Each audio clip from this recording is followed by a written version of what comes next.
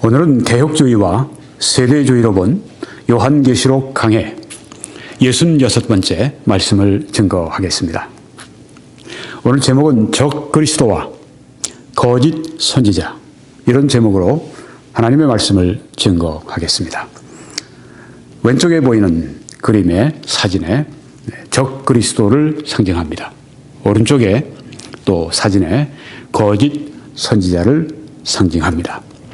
오늘 적 그리스도와 거짓 선지자에 관해서 말씀을 드리겠습니다. 먼저 요한계시록 13장 5절에서 6절 말씀을 제가 읽겠습니다. 짐승이 입을 벌려 하나님을 향하여 비방하되 그의 이름과 그의 장막 곧 하늘에 사는 자들을 비방하더라. 여기 짐승은 바다에서 나온 짐승입니다. 7머리 10뿔 짐승입니다.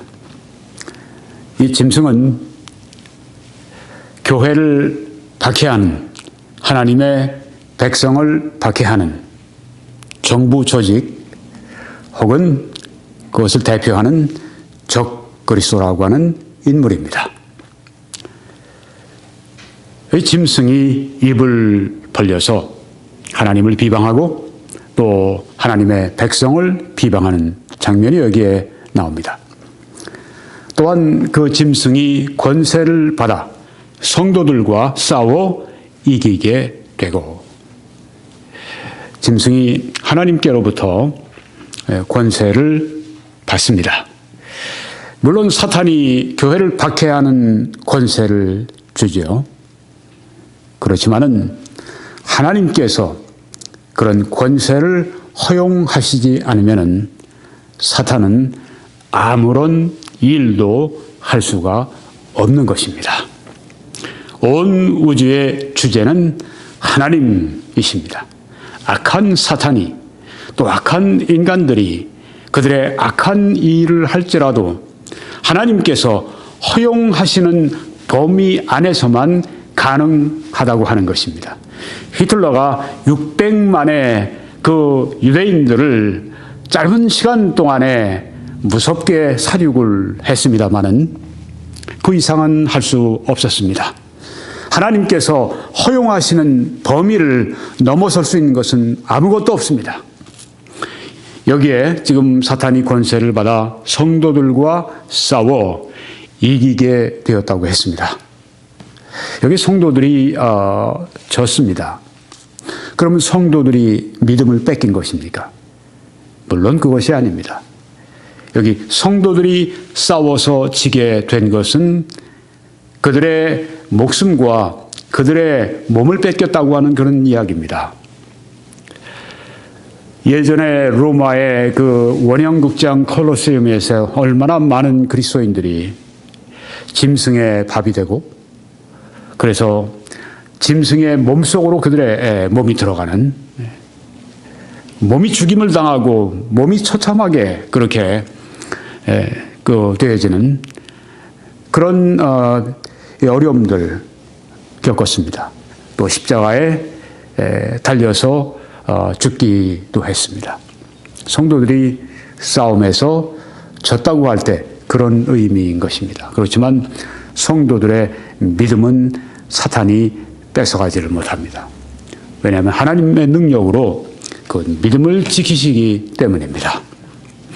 성도들과 싸워 이기게 되었다는 말씀은 그런 뜻이 들어있습니다. 각 족속과 백성과 방언과 나라를 다스리는 권세를 받으니, 여기에 지금 적 그리스도가, 짐승이 온 세상을 다스리는 그런 권세를 받습니다. 누구에게 받습니까? 물론 하나님께로부터 그 권세를 받습니다. 성경에 모든 권세는 다 하나님께로부터 왔다고 했습니다. 그래서 한 나라의 대통령이나 혹은 중요한 요직에 있는 정치 지도자들이나 혹은 군사 지도자들이나 그들이 받은 권세는 하나님께로부터 온 것입니다.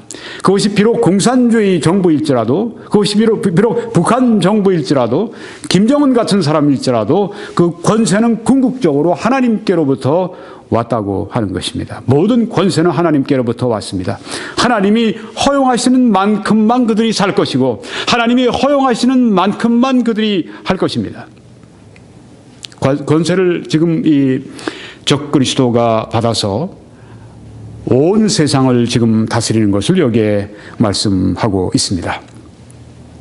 그 다음 말씀은 죽임을 당한 어린 양의 생명책에 창세 이후로 이름이 기록되지 못하고 이 땅에 사는 자들은 다 그 짐승에게 경배하리라, 이렇게 말씀을 했습니다.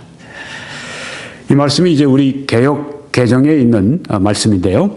또 영어로 볼 때는 NASB라고 하는 그런 그 영어 성경의 번역이기도 합니다. 근데 여기에서 번역이 조금 차이가 있습니다. 뭐 근본적인 의미의 그 차이, 뭐 그렇게 말씀드릴 수는 없어요. 그렇지만은 이렇게 차이가 납니다. 창세 전에 죽임을 당한 어린 양의 생명책에 이름이 기록되지 못하고 이 땅에 사는 자들은 다 그 짐승에게 경배하리라.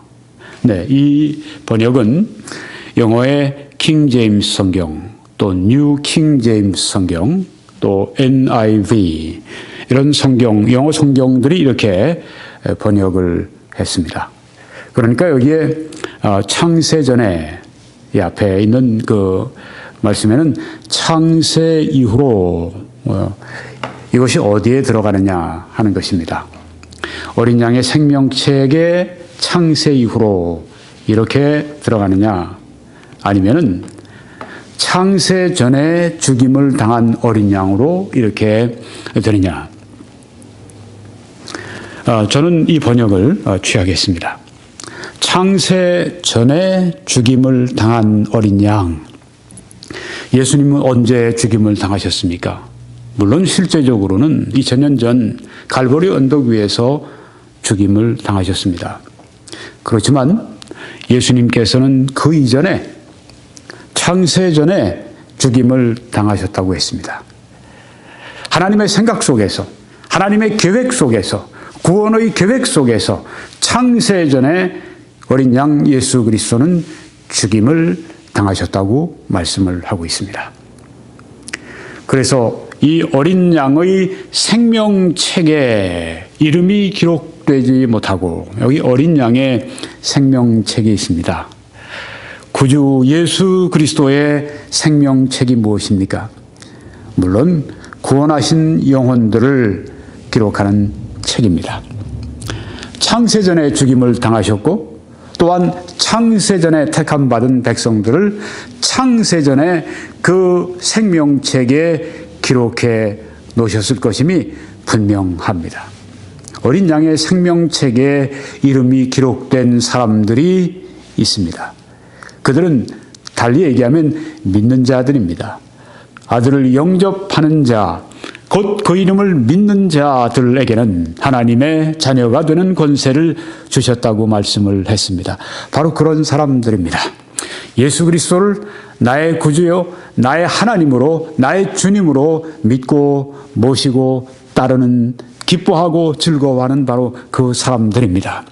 남녀노소 누구나 어떤 인종을 막론하고 어떤 시대에 어떤 곳에 살고 있든지 어린 양을 따라가는 사람들, 어린 양 예수 그리스도를 사랑하고 찬송하고 기뻐하고 함께 동행하는 그 사람들, 이들은 바로 어린 양의 생명책에 이름이 기록이 되어 있는 사람들입니다. 오늘 당신은 어린 양의 생명책에 기록되어 있는 것을 확신할 수 있습니까? 구원받은 것을 확신하고 계십니까? 아주 중요한 것입니다. 구원은 나와 상관이 없고 구원은 바로 예수 그리스도의 공로와 상관이 있는 것이기 때문에 예수님이 다 이루셨으면 다 이루신 공로를 내가 믿음으로 말미암아 구원받는 것입니다. 그래서 성경에는 오직 의인은 믿음으로 말미암아 살리라고 말씀을 했습니다. 또한 성경은 에베소 2장 8절에 오직 그 은혜로 인하여 믿음으로 말미암아 구원을 받았나니 이것이 너희에게서 난 것이 아니요 하나님의 선물이라. 우리 행위에서 난 것이 아니니 이는 누구든지 자랑하지 못하게 하려 함이라고 말씀을 했습니다. 구원받아서 자랑거리, 내가 자랑할 수 있는 거리는 아무것도 없다고 하는 것입니다. 전혀 없다고 하는 것입니다. 내가 무엇인가 예수 그리스도께서 이루신 그 구속의 공로에 하나라도 더 얹어놓을 것이 없다고 하는 것입니다. 그래서 우리는 구원에 대한 확신을 가질 수가 있습니다. 왜? 나에게 속한 것이면 언제나 내가 불안하고 언제나 내가 부족함을 느끼지만은 온전하신 예수 그리스도께서 창세전에 죽임을 당하신 어린 양 예수 그리스도께서 내가 다 이루었다고 십자가에서 말씀하셨기 때문에 바로 그 말씀, 바로 그 약속, 그 외침에 우리가 온전히 의지해서 믿는 우리들이 구원받았다고 하는 것을 확신할 수가 있는 것입니다. 주 예수를 믿으라 그리하면 구원받으리라고 성경에 그렇게 말씀을 하신 이유가 거기에 있는 것입니다. 자, 이 어린 양의 생명책에 이름이 기록되지 못한 사람들이 있습니다. 제일 불행한 사람들입니다. 돈을 아무리 많이 가지고 있어도, 아무리 건강해도, 아무리 명성이 있어도 어린 양의 생명책에 그 이름이 기록되어 있지 않다고 할 것 같으면 잠깐 이 세상에서 뭔가 누리고 살아가는 것 같지만 영원을 통해서 그 영원한 행복과 영원한 하나님 나라에서의 그 행복을 다 놓쳐버리는, 그뿐 아니라 지옥이라고 불리는 곳에서 영원토록 고통을 당해야 하는 그런 사람들이기 때문입니다. 그 이름이 기록되지 못한 그 사람들, 이 땅에 사는 자들은, 생명책에 이름이 기록되지 않은 이 땅에 사는 사람들은 다 그 짐승에게 경배한다고 했습니다. 이 짐승은 적그리스도입니다. 짐승에게 예배를 드리는 것입니다. 생명책에 이름이 기록된 사람들은 경배하지 않지만 짐승에게 이름이 기록되지 않은 사람들이 경배한다고 하는 것입니다. 여기 지금 여러분이 보시는 사진은 윌리엄 핸드릭슨 박사님이십니다. 이분은 개혁주의에 뛰어난 신학자이신데 지금 이 말씀을 어떻게 이해를 하고 있는가? 그 모든 세상이 짐승을 경배한다고 하는 것은 무엇인가? 이것은 예수님 오시기 직전에 교회를 박해하는 세상 정부가 크게 승리한 것이다. 어린 양의 생명책에 이름이 기록되지 않은 세상의 모든 사람들이 다 이 짐승에게 경배한다고 하는 것은, 그 짐승은 누구입니까? 이 개혁주의에서는 사탄이 정부, 나라의 정부들을 통해서 그리스도인들을, 교회를, 성도를 박해하는, 바로 그리스도인을 박해하는 세상 정부, 그 배후에는 사탄이 있습니다. 그 세상 정부가 큰 승리를 거두게 된다. 그래서 세상이 이제 마지막으로 갈수록, 예수님이 재림하시는 때가 가까울수록 어떻게 되는가? 이 세상의 정부가 그리스도인들을 박해하고 압박하고 핍박한다고 하는 것입니다. 날로 더 심해지고, 그래서 그리스도인들이 아주 큰 박해 가운데 살게 된다고 하는 것입니다. 그러니까 이 개혁주의가 보는 이 말세는 아주 그리스도인들에게 살기 어려운 어두운 그런 세상이 되는 것입니다.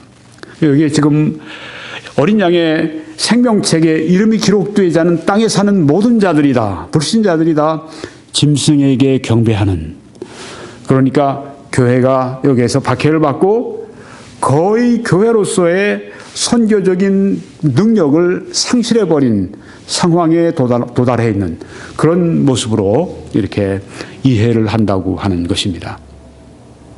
그래서 이제는 그리스도를 대적하는, 교회를 박해하는 그 세상의 정부를 향해서 사람들이 경배를 합니다. 왜요? 여기 짐승이라고 할 때 이 개혁주의에서는 바로 이 교회를 박해하는 세상 정부거든요. 거기에 대해서 경배를 하는 것입니다. 아니, 나라에 대해서, 세상 정부에 대해서 경배를 하는 그런 경우도 있습니까? 있었습니다. 옛날에 로마가 그랬습니다. 로마를 여신이라고 해서 이 로마 자체, 로마 황제도 숭배했지만 로마 정부, 로마라고 하는 국가에 대해서도 신격화하고 숭배를 했던 그런 역사적인 기록이 엄연히 있습니다. 이 개혁주의는 여기에 지금 이 적그리스도가 활동하고 있고 또 지금 요한계시록에 일어나는 이런 모든 사건들이 다 언제 일어나는 것인가 하면 지금 현 시대에 지금 우리가 살고 있는 지금 과거에 주님이 오신 때부터 지금까지 모든 교회사에서 일어나는 그 현상으로 그렇게 이해를 하고 있습니다. 여기에 이 짐승은 바로 교회를 박해하는 이 세상 정부. 근데 그 뒤에, 세상 정부 뒤에 누가 있는가 하면 사탄이 이 세상 정부를 통해서 교회를, 하나님의 백성을 박해하는 것을 이 성경에서 말씀하고 있는 것이다. 이렇게 요한계시록을 이해하고 있습니다. 그래서 이제 이런 아주 어려운 때이죠. 이 세상 정부들이 이 교회를 마구 박해해서 정말 믿음을 가지고 살아가기 힘든 그런 시대로 들어가게 되는데, 오늘날 우리가 봐도 참 이 그리스도인들이, 교회가 이 당면한 그 시험이 굉장히 압박이 큽니다. 요새는 미국이나 또 한국에 아주 깨어있는 교회들이 있지 않습니까? 이 게이 문제 때문에 굉장히 어려움을 당하는 것을 볼 수가 있습니다. 그래서 교회가 그것 때문에 이 사회에서 매우 이 압박을 받고 그런 것을 우리가 알 수가 있습니다. 그거는 아마 이 실제적으로 다른 어떤 그 중동 국가나 이런 데서 당하고 있는 그런 물리적인 그런 박해 이런 것보다는 좀 덜한 정도가 될 것입니다. 세계 곳곳에서 지금도 그리스도인과 교회를 아주 박해하는, 저쪽에 아이시스 같은 경우에는 이 그리스도인들을 잡아서 목을 치기도 하고 십자가에 못 박아 죽이기도 하고 물에 던져 죽이기도 하고, 그리스도인의 신앙을 가졌다고 하는 것 때문에 박해하지 않습니까? 아프리카에서도 그렇고요. 네. 온 세상에서 교회에 대한 박해가 가중되는 것을 우리가 볼 수가 있습니다. 개혁주의의 해석에 의하면은 점점 더 심해질 것이다. 그래서 완전히 이 세상 정부가 교회에 대한 승리를 하는, 그래서 교회가 선교적인 그런 이 효용성과 능력을 잃어버리는 그때가 오게 될 것이다. 그런데도 불구하고 생명책에 기록이 된 그리스도인들이 그 가운데도 존재한다. 말세가 아무리 교회를 박해할지라도 거기에는 생명책에 기록된 하나님이 택하신 하나님의 백성들, 그리스도인들이 존재한다. 이것을 본문 말씀이 말하는 것이다. 이렇게 본다고 하는 것입니다. 그런데요, 세대주의에서는 어떻게 봅니까? 미래에 일어날 종말의 사건을 보고 있지 않습니까? 그래서 적그리스도는 미래에 나타날 인물로, 사람으로 그렇게 봅니다. 적그리스도가 나타나서 성도들을 박해할 것입니다. 아까 성도들과 싸워 이겼다고 말씀하지 않습니까? 네. 그래서 큰 승리를 거두게 됩니다. 그래서 온 세상 사람들이, 땅에 사는 모든 자들이 다 이제 생명책에 기록되지 않은 자들, 다 짐승에게 경배를 하게 됩니다. 또 그리스도인들은 어떻게 됩니까? 그리스도인들은 어린 양의 생명책에 기록되어 있는 그 사람들은 순교를 각오하고 그들의 믿음을 지킨다고 하는 것입니다. 우리는 그 본문 말씀에서 어린 양의 생명책에 기록되지 않은 자들이 다 짐승에게 경배한다고 하는 그 말씀에서 두 종류의 사람을 볼 수 있습니다. 짐승에게 경배하지 않는 끝까지 믿음을 지키는 그리스도인들이 있고, 또한 짐승에게 경배하는 대다수의 불신자들이 있는 것을 성경에서 볼 수가 있습니다. 이 세대주의의 해석에 의하면 앞으로 오게 될 환란기 동안에 적그리스도가 무자비한 박해를 하게 될 때, 그때 그리스도인들 많이 순교를 당할 텐데, 그래도 그리스도인들이 믿음을 지키고 또한 그리스도인들의 믿음을 뺏어가지 못하고 그들의 몸의 생명을 뺏어갈지언정 그들의 영적 생명, 그들의 신앙을 뺏어가지 못한다고 하는 것을 오늘 이 성경에서, 이 말씀에서 보여주고 있다고 하는 것입니다. 누구든지 귀가 있거든 들을지어다. 성경에서 강조해서 말씀할 때 하신 말씀이죠.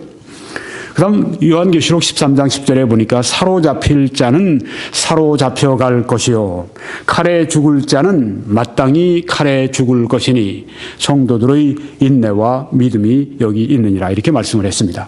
여기 이 번역은 우리 이 성경의 개역 개정에 있는 말씀이고, 또 NIV New International Version 국제역에 나와 있는 그런 번역의 말씀입니다. 사로잡힐 자는 사로잡혀 갈 것이요. 그리스도인들이 박해를 받습니다. 그리고 이제는 그 믿음 때문에 포로로 잡혀갑니다. 사로잡혀갑니다. 그런 사람들이 있을 것이라고 하는 것입니다. 즉 사로잡힐 자는 사로잡혀간다고 했습니다. 네, 사로잡혀가는 것도 하나님의 섭리와 하나님의 경륜 가운데 다 있다고 하는 것입니다. 그리스도인들이 박해를 받고, 그리스도인들이 심지어 생명을 뺏기고 재산을 뺏기고 그들의 몸을 뺏기고, 그 모든 것들이 하나님의 작정하신 속에 다 들어있다고 하는 것입니다. 하나님이 모르시거나 하나님께서 원치 않으시는데, 하나님께서 허용하지 않으시는데 그런 일이 벌어지는 것이 아니라고 하는 것입니다. 사로잡힐 자는 사로잡혀갈 것이요 칼에 죽을 자는 마땅히 칼에 죽을 것이니 하고 말씀을 했습니다. 네, 이제 칼에 의해서 순교를 당하는 사람들이 마땅히 칼에 죽을 것이니, 그래서 이제 이 말씀을 칼로 말미암아 죽임을 당하는 그리스도인들이 기꺼이 박해하는 자들에게 반항을 하지 말고 마땅히 칼에 죽는다고 하는 그 말씀대로 주장을 하는 분들이 있는데요. 자, 이 말씀의 해석 말고, 자, 이 말씀의 해석을 보시면 이거는 킹 제임스, 뉴 킹 제임스, 또 NASB, 이 영어 성경들에 있는 번역인데 제가 읽겠습니다. 사로잡힐 자는 사로잡혀갈 것이요 칼로 죽이는 자는 마땅히 칼에 죽을 것이니, 이렇게 되어 있습니다. 차이가 뭡니까? 조금 전에는 칼에 죽을 자는 마땅히 칼에 죽을 것이니 이렇게 말씀했는데, 여기에서는 칼로 죽이는 자는 마땅히 칼에 죽을 것이니 이렇게 말씀을 했습니다. 네, 이 말씀은 여기에 이 말씀대로 해석하면은 그리스도인들을 칼로 해한 자들, 칼로 죽인 자들, 이들은 마땅히 칼에 죽을 것이다. 즉 하나님께서 그들을 반드시 보응하실 것이다. 이렇게 이 말씀은 이해하고 있다고 하는 것입니다. 저는 이 말씀, 이런 해석이 더 적절하다 이렇게 생각이 드는데요. 양쪽에 다 견해가 있습니다만은, 네, 칼로 죽이는 자는 마땅히 칼에 죽을 것이다. 그래서 성도들의 인내와 믿음이 여기 있느니라. 네, 사로잡힐 자는 사로잡혀 갑니다. 그렇지만 하나님의 섭리와 하나님의 작정하신 속에 다 있습니다. 또 칼로 죽이는 자는, 교회를 해하는 자는 마땅히 칼에 죽을 것이니 반드시 하나님의 심판을 받을 것이니, 그렇기 때문에 성도들이 인내하고 성도들이 믿음을 가져야 한다고 하는 것을 여기 성도들의 인내와 믿음이 여기 있느니라 하는 말씀을 통해 알려준다고 하는 것입니다. 이제 적그리스도에 대한 말씀이 일단락 짓고 거짓 선지자에 대한 말씀이 나옵니다. 거짓 선지자가 출현을 합니다. 내가 봄에 또 다른 짐승이 땅에서 올라오니 어린 양같이 두 뿔이 있고 용처럼 말을 하더라. 네, 이 배경 사진을 여러분이 보시면은 여기 지금 그 양과 같은 모습을 가지고 있는데 이 두 뿔이 있고 마른 용과 같이 하는 이런 땅에서 나온 짐승이 있습니다. 다시 한번 말씀을 보겠습니다. 요한계시록 13장 11절 말씀입니다. 내가 봄에 또 다른 짐승이 땅에서 올라오니 어린 양같이 두 뿔이 있고 용처럼 말을 하더라. 보기에는 양 같아요. 그런데 말을 하는 걸 보니까 그 본래의 모습이 나오는 겁니다. 용처럼 말을 하더라. 성경에 나오는 옛뱀과 용은 다 마귀를 가리킵니다. 마귀처럼 말을 하는 것입니다. 마귀와 같은 그런 존재라고 하는 것입니다. 땅에서 나오는 짐승, 누구를 말합니까? 거짓 선지자를 말하고 있다고 하는 것입니다. 그러면 어떤 거짓 선지자입니까? 개혁주의에서는 바로 이 시대에 이루어지는 것으로 이 종말에 관한 이 요한계시록에 관한 말씀을 이해를 합니다. 그러니까 여기에 땅에서 나오는 그 짐승, 요한계시록 지금 13장 11절에서 땅에서 나오는 짐승은 누군가? 거짓 선지자인데 어떤 시대의 거짓 선지자인가? 복음 시대의, 지금 이 은혜 시대, 교회 시대, 복음 시대에 있는 거짓 선지자들, 여기 땅에서 나오는 짐승이다. 양과 같이 보이는데 두 뿔이 있고 용과 같이 말을 하는, 마귀와 같이 말을 하는 바로 그 자들이 이 복음 시대의 거짓 선지자를 말한다. 또 이렇게도 생각을 합니다. 바로 이것은 반기독교적인 종교, 반기독교적인 철학을 상징하고 있기도 하다. 그렇게 본다고 하는 것입니다. 네. 그래서 이 복음 시대의 거짓 선지자가 여기 땅에서 나오는 짐승이다. 자, 우리가 조금 전에 봤던 적그리스도는 어디에서 나왔습니까? 바다에서 나온 짐승이라고 했습니다. 바다에서 나온 짐승은 적그리스도입니다. 적그리스도는 본래가 정치적인 인물이고 또 그는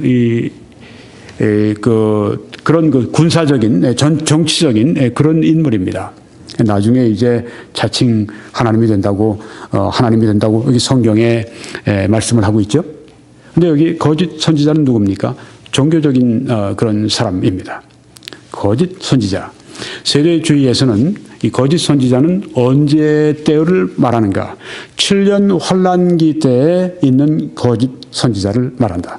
땅에서 나오는 이 짐승, 두 뿔 달린 이 짐승, 양같이 생기고 용처럼 말하는 이 짐승은 바로 7년 환란기, 앞으로 미래에 있을 7년 환란기에 있는 거짓 선지자를 말한다. 이렇게 본다고 하는 것입니다. 성경은 바로 이 거짓 선지자에 대해서 경고합니다.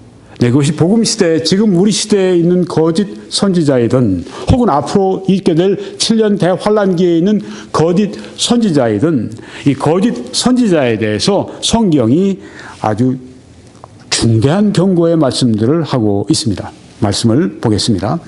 고린도후서 11장 15절에 보면 사탄의 일꾼들도 자기를 의의 일꾼으로 가장한 것이 또한 대단한 일이 아니니라. 놀라운 일이 아니다. 누가요? 사탄의 일꾼들이, 마귀의 일꾼들이 어떻게 가장하는가? 의의 일꾼으로 가장한다고 하는 것입니다. 위장을 하는 것입니다. 근데 실제로는 의의 일꾼이 아니라 사탄의 일꾼이라고 하는 것입니다. 디모데전서 4장 1절에도 후일에 어떤 사람들이, 보십시오. 어떤 사람들이라고 말씀했죠? 네, 사람들입니다. 어떤 사람들이 믿음에서 떠나 말씀했습니다. 본래 가지고 있던 믿음에서 역사적으로 우리들에게 내려오는 그 귀한 정통의 믿음에서, 달리 얘기하면 성경적인 믿음에서 떠나는 것입니다. 믿음에서 떠나버리는 것입니다. 그리고 뭘 따라가는가? 미혹하는 영, 악령과 귀신, 악령의 가르침을 따르리라. 이렇게 말씀을 했습니다. 안타까운 일입니다. 후일에, 말세에, 종말에 어떤 사람들이 그렇게 된다고 하는 것입니다. 믿음에서 떠납니다. 그리고 귀신의 가르침, 사탄의 가르침, 마귀의 가르침, 악령의 가르침을 따른다고 하는 것입니다.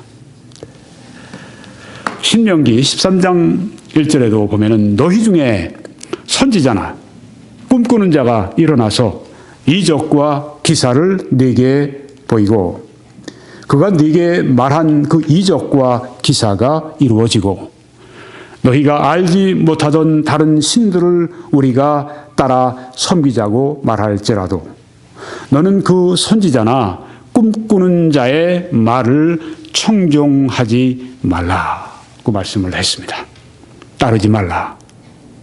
그들을 따르지 말라. 이는 너희의 하나님 여호와께서 너희가 마음을 다하고 뜻을 다하여 너희 하나님 여호와를 사랑하는 여부를 알려하사 너희를 시험하심이니라. 이런 거짓 선지자들이 나타나는 것은 그 목적 가운데 하나가 여기 나와 있습니다. 우리가 여호와 하나님을 진심으로 사랑하는지 전심으로 사랑하는지 테스트로서 이런 거짓 선지자들이 있다고 하는 것입니다. 유혹에 넘어갈 수도 있지만 그 유혹을 거절할 때마다 우리가 하나님을 향한 사랑과 믿음이 더 성장하고 강해질 것입니다. 또 계속해서 말씀하시기를 너희는 너희의 하나님 여호와를 따르며 그를 경외하며 그의 명령을 지키며 그의 목소리를 청종하며 그를 섬기며 그를 의지하며 이 한 말씀 가운데 하나님을 우리가 어떻게 섬겨야 될지를 너무 잘 요약하고 있지 않습니까? 다시 한번 제가 말씀드립니다. 너희는 너희의 하나님 여호와를 따르며 그를 경외하며 두려워하며 그의 명령을 지키며 말씀을 순종하며 그의 목소리를 청종하며 듣고 순종하며 그를 섬기며 그를 의지하며 이게 바로 신앙의 정수를 여기에 말씀을 하신 것입니다. 그런 선지자나 꿈꾸는 자는 죽이라.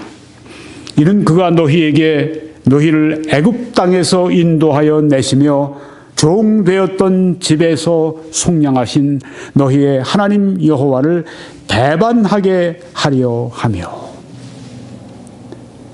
거짓 선지자들, 이단의 교주들, 교회 안에 있으면서 목사라고 하는 칭호를 가지고 있거나 신학자라고 하는 타이틀을 가지고 있거나 혹은 어떤 교사나 지도자라고 하는 타이틀을 가지고 있는데 이 성경 말씀 떠나서 자신들의 어떤 잘못된 그런 믿음들을 가지고 우리를 유혹해서 우리를 속량하시고 구원하신 여호와 하나님을 배반하게 하려고 하는 그 자들, 구약에 하신 말씀이지만은 이것이 바로 모든 하나님의 백성들에게 함께 적용이 된다고 하는 것입니다.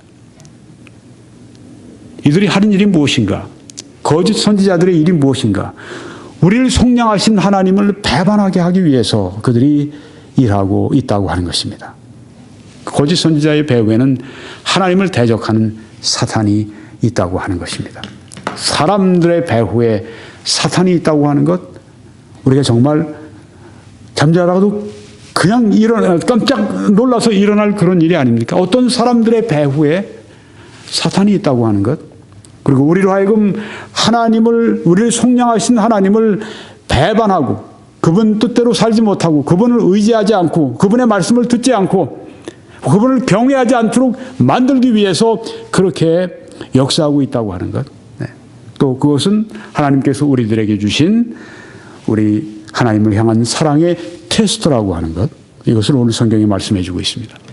또 계속해서 성경은 너희의 하나님 여호와께서 네게 행하라 명령하신 도에서 너를 꿰어내려고 말하였습니다. 정말 하나님이 그렇게 말하시더냐?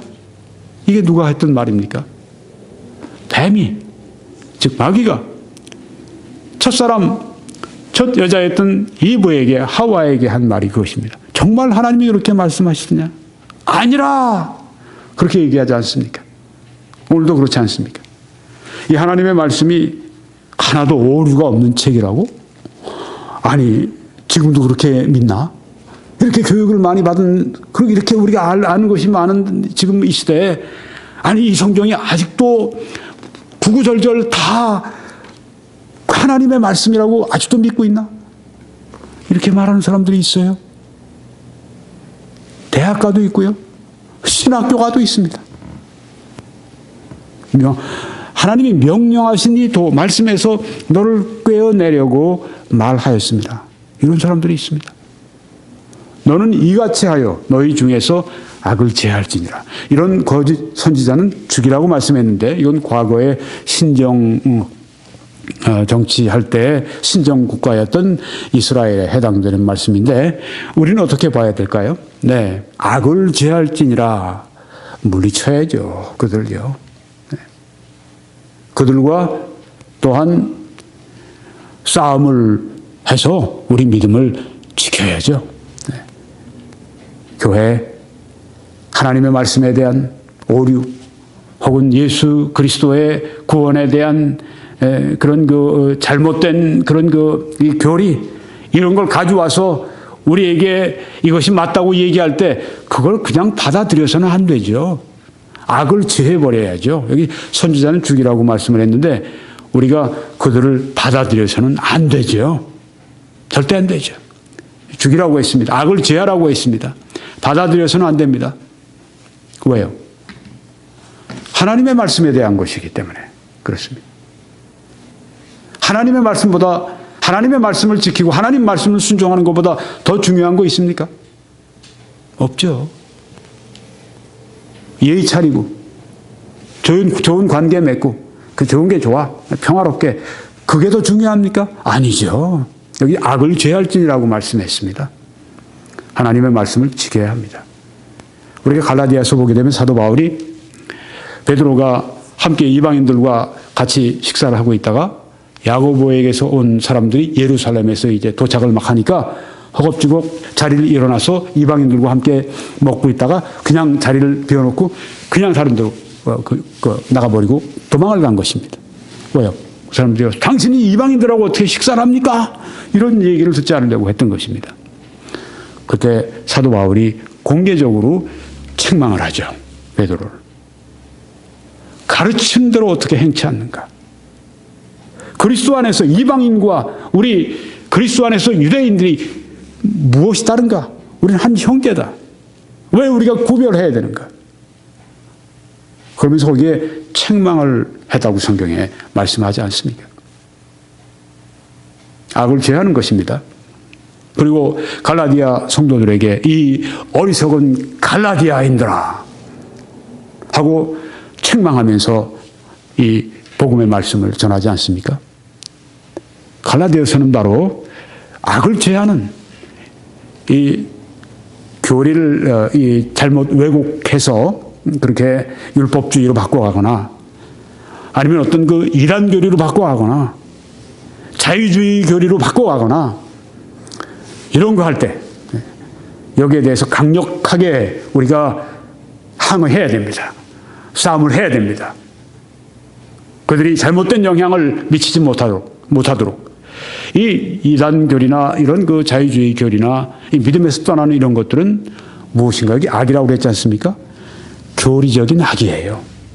교리적인 악을 범하고 있는 것입니다. 악을 제해야 됩니다. 여기 거짓 선지자를 죽이라고 말씀했습니다. 우리가 뭐 지금 실제로 뭐 그렇게 할 수 없지만 우리가 할 수 있는 일이 무엇입니까? 우리 가운데서 물리쳐야죠. 지금 미국의 그 PCUSA죠. 네, 미국 장로교회에서 이제 이 그 동성연애자들에 대해서 이제 잠깐 관용을 합니다. 그리고 이제 그 목회자들도 동성연애자가 될 수 있다고 그렇게 말을 합니다. 성경에 그럼 이 말씀은 뭐가 됩니까? 하나님 말씀에 이렇게 남자와 여자로 더불어 부끄러운 일을 한다고 말씀을 여기 했는데 그럼 이 성경 말씀이 뭐가 됩니까? 인정해버리기만 하면요.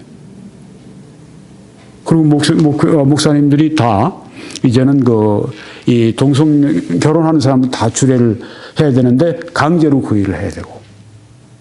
그러니까 이 근본적이고 보수적인 이 미국의 우리 한인 이 장로교회 목사님들이나 성도님들이 교회당 다 잘 지어놓고 했는데도 다 그거 놔두고 나와요. 가지고 나갈 수는 없으니까. 그렇지만 거기에 타협하고 있을 수는 없으니까 그거 다 놔두고 나와요. 새로 교회당 짓거나 혹은 뭐 어떤 공회당 빌려서 일단 예배를 드리거나 그렇게 합니다. 이게 무엇하는 것입니까? 악을 제하는 것입니다. 하나님의 말씀을 떠나는 것에 대해서 우리는 동의할 수 없다. 저쪽에서 뭐가 우리가 하나님 말씀을 우리가 떠나는 거냐? 우리 사랑을 실천하는 것이다. 여러분, 우리가 사람들은 사랑해야 되지만 죄는 미워해야 되지 않겠습니까? 왜요? 죄는 하나님이 미워하시는 것이니까 여기에 악을 제하라고 말씀을 했습니다. 게이나 동성연애하는 사람들 우리가 미워해서는 안 됩니다. 그렇지만 우리가 그들이 하는 거 괜찮아. 당신들 그렇게 하는 거 아무 문제 없어. 환영해. 당신들 그렇게 살아도 괜찮아. 하나님이 기뻐하셔. 하나님의 교회에서 당신들 얼마든지 환영해. 그 사람들이야 환영할지 하지만 그들의 생활과 그들의 그 라이프 스타일, 그들의 그렇게 살아가는 것까지 우리가 받아들일 수는 없다고 하는 것입니다. 받아들이고 나면 어떻게 돼요? 그 다음 후세들은 어떻게 됩니까? 그런 거 보면서 교회 안에서 다 그거 뭐 아무것도 아니다. 괜찮다. 이렇게 버리면 그 다음엔 더 나빠지는 것입니다. 더 타락을 해버리는 것입니다. 여기 성경에 악을 제하라고 말씀을 했습니다. 악을 제해야 됩니다.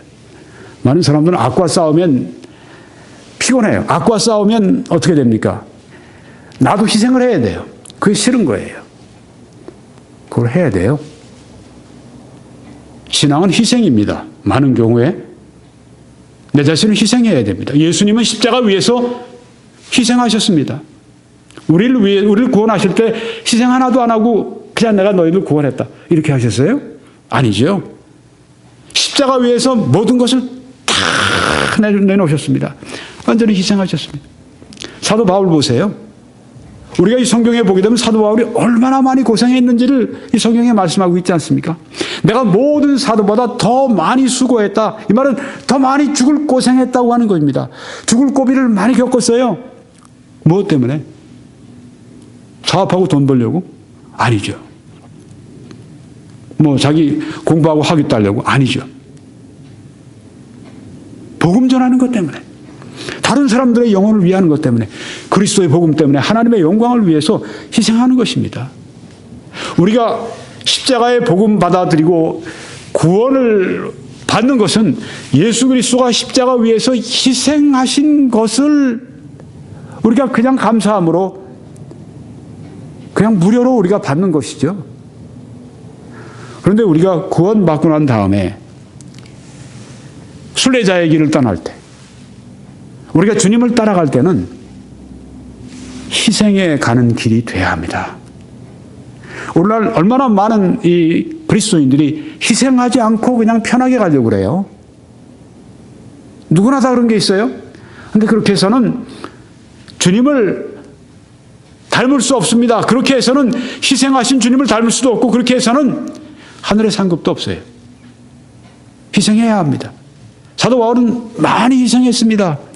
교회에서 지도자들이 되려면 더 많이 희생하려고 해야 됩니다. 대우받으려고 할 것 같으면 그건 교회에서 교회 잘못 본 것입니다. 교회는 누가 큰 자냐? 희생하는 자들입니다. 일하는 자들입니다. 바치는 자들입니다. 희생하는 것. 악을 제하는 거, 싸우는 거, 희생하는 거죠. 중성모략도 받고, 내가 하지도 않은 말을 막 했다고 그러고, 막 나를 그냥 이상한 사람으로 만들어버리고, 세상 앞에 침뱉음을 당하게 만들어버리고, 이상하게 왕따시켜버리고, 싸움이 있죠. 희생이 있죠. 악을 제하는데 해야 합니다. 악을 제할지니라. 너희에게 예언하는 선지자들의 말을 듣지 말라. 거짓 선지자들의 말을 듣지 말라. 그들은 너희에게 헛된 것을 가르치나니, 말씀하지 않습니까? 네. 주의 종들이 하나님의 말씀을 가지고 외칠 땐 잘 들어야죠. 왜? 그게 그 사람들의 얘기가 아니라 바로 하나님께서 그들을 통해 하시는 말씀이니까 내가 그 사람들의 말이지만 그 사람들을 통해 하나님이 말씀하시는 그 말씀을 잘 들어야죠. 그렇지만 거짓 선지자들의 말은 듣지 말라고 말씀을 했습니다. 이 두 가지가 다 필요합니다. 참된 하나님의 종들의 그 외치는 그 말에 대해서는 우리가 귀를 많이 열고 들어야 됩니다. 그렇지만 그렇지 않고 거짓 선지자들의 말은 성경에 듣지 말라고 말씀했습니다. 양쪽을 다 해야 돼요. 잘 들어야 됩니다. 또 듣지 않는 것도 해야 합니다. 그들이 말한 묵시는 비전이라고 이렇게 번역을 했는데, 뭐 그들이 뭐 계시받았다 하는 얘기가 있지 않습니까? 나는 직통 계시받았다.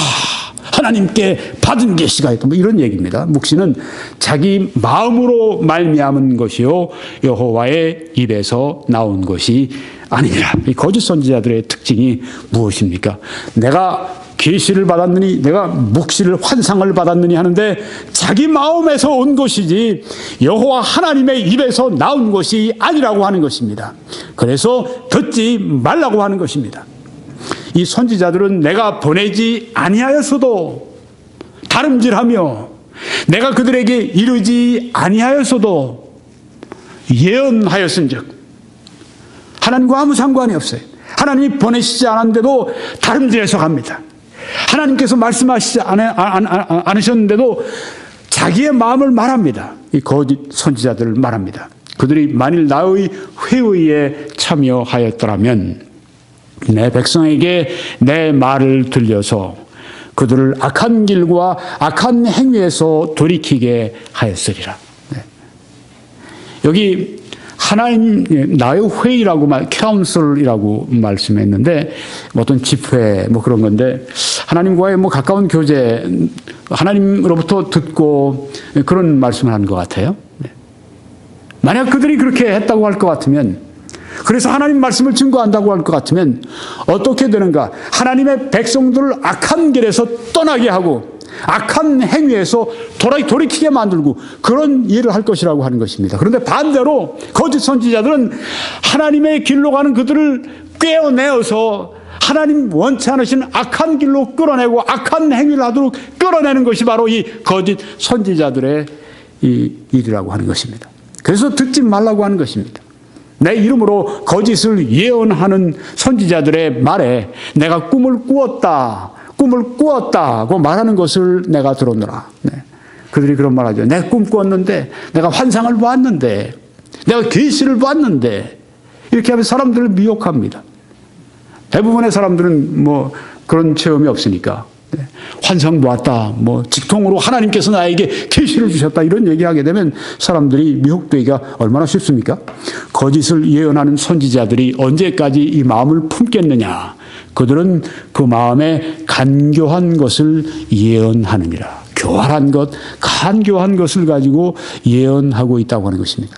지금 신천지 이만이나 뭐 지금 죽었지만 이 안상홍이나 뭐 그 이후에 또 있는 그 장길자 그 부인이나 이런 사람들, 이런 사람들이 뭘 얘기한 것입니까?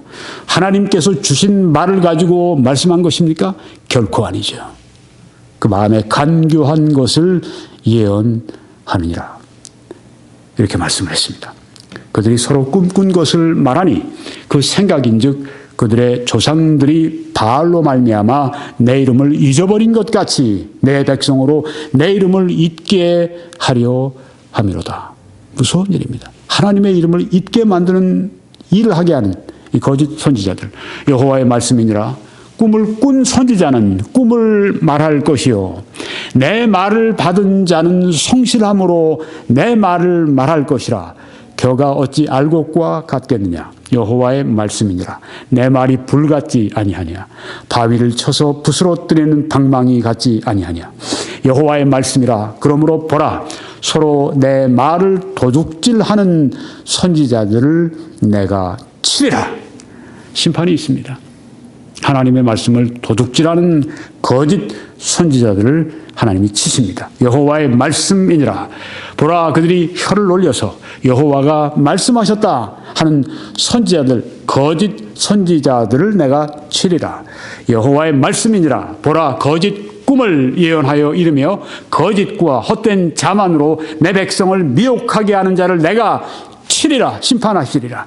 내가 그들을 보내지 아니하였으며 명령하지 아니하였으나 그들은 이 백성에게 아무 유익이 없느니라.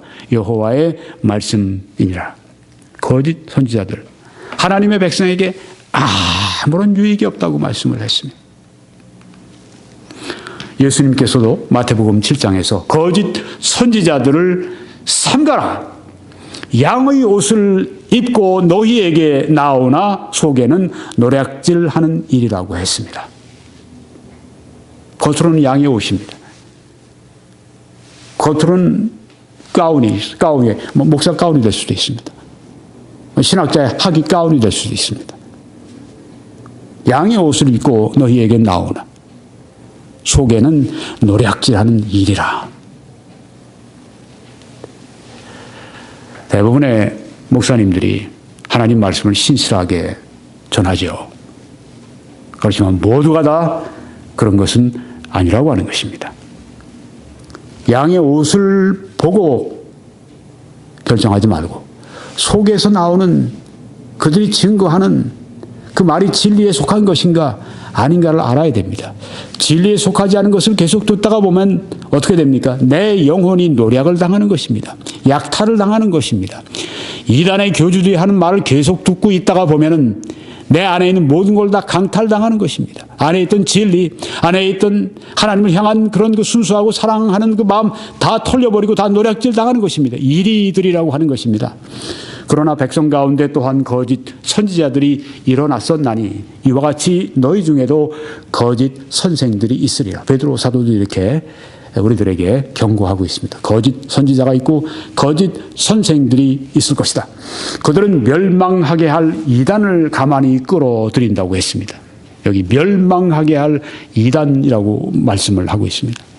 어떤 사람들은 이단에 대해서 오해를 하는 사람들이 있어요.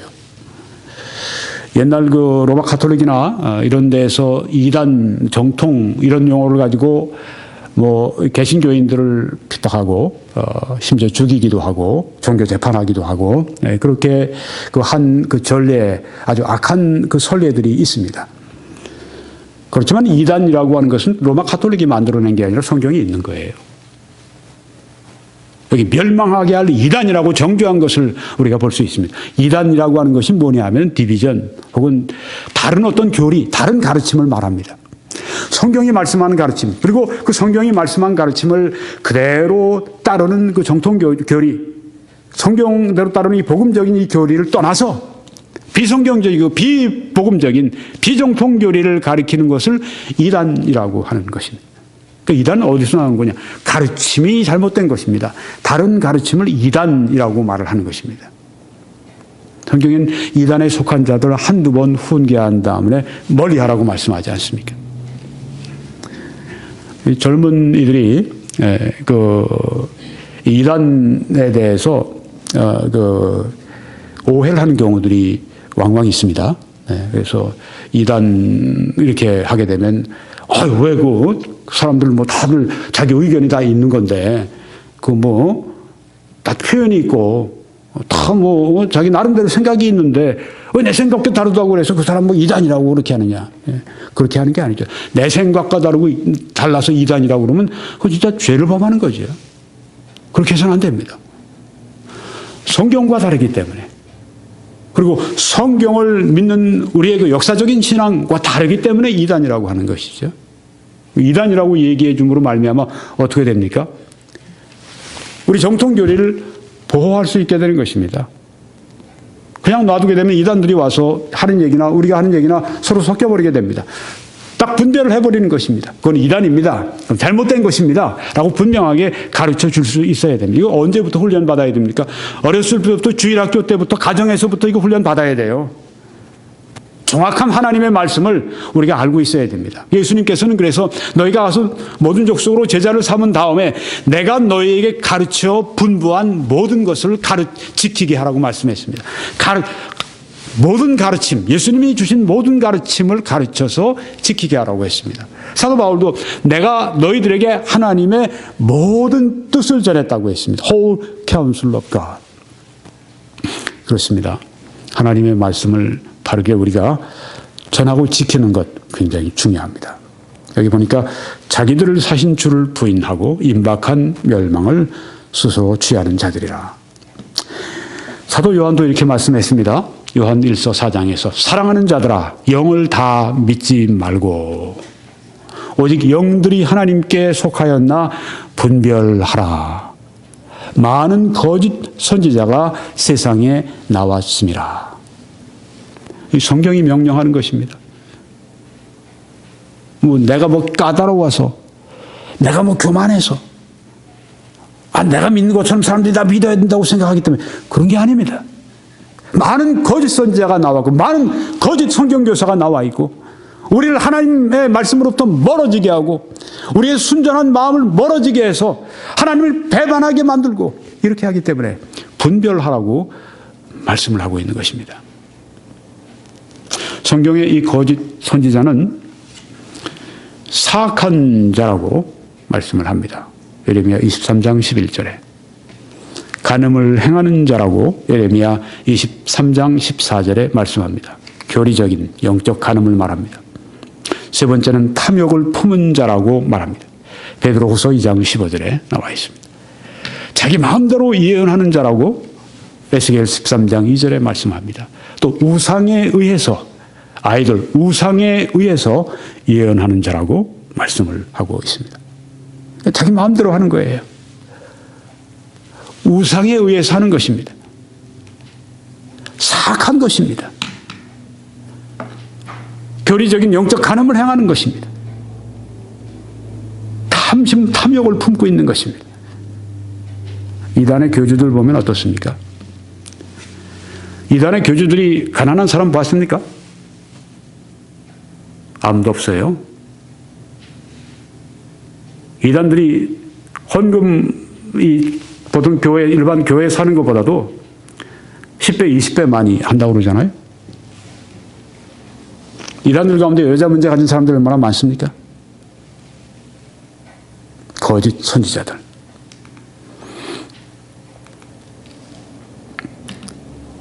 예수님의 재림이 임박할 때 거짓 선지자가 더 활개를 핍니다. 그리고 더 적극적으로 활동을 합니다. 마태복음 24장 11절에서 그래서 이렇게 말씀합니다. 거짓 선지자가 많이 일어나 많은 사람을 미혹하게 하겠다. 이게 종말에 관한 말씀을 하시면서 주신 말씀이죠. 또 같은 종말에 관한 장 마가복음 13장에도 거짓 그리스도들과 거짓 선지자들이 일어나서 이적과 기사를 행하여 할 수만 있으면 택하신 자들을 미혹하려 하리라고 말씀을 했습니다. 택하신 자들도 미혹하려 한다.